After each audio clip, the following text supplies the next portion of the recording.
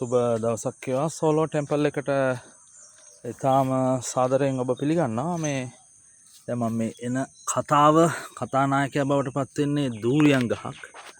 ඇත්තටම පන්සලට දූරියන් වාරේ තියෙනකොට මිනිස්සු දූරියන් ගෙනහල්ලා පූජා කරනවානේ.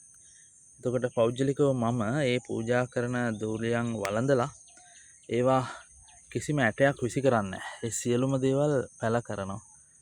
ගිය දූරියන් වාරේ ලැබුණු එක දූරියන් ගෙඩියක සම්පූර්ණ ඇට පැල කරලා දැන් මේවා සාමාන්‍යයෙන් අඩියක ප්‍රමාණයකට ශක්තිමත් වෙලා තියෙනවා. එතකොට මේ දූරියන් පැල නැවත හිටවනවා.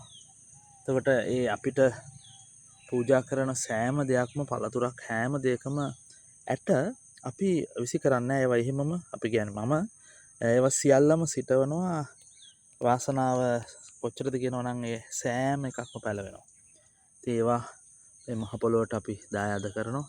දැනට අපි හිටවපු දූරියන් පැල මේ මහ පොළොවේ පැලවෙලා තියෙනවා. පැල කරලා තිබෙනවා 18ක්.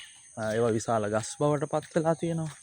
ඉතින් ඇත්තටම මෙන්න මේ ප්‍රමාණය 18ක් 20කට ආසන්නව තියෙනවා. ඒ නිසා ඒක ඊටාම වටිනවා ඔබට ඔබේ ජීවිතයට ඔබ යමක් කරනකොට ඊටාම ලස්සනට ඒවා සිද්ධ කරන්න පරිසරයට බොහෝ දානයක් ලබා දෙන්න ඔබට අවස්ථාව ලැබෙයි. ඒ නිසා ඔබට සුබ දවසක්. මෙවැනි යහපත් දේවල් පරිසරයට මුදා හරින්න. පෙරවන් සරණයි.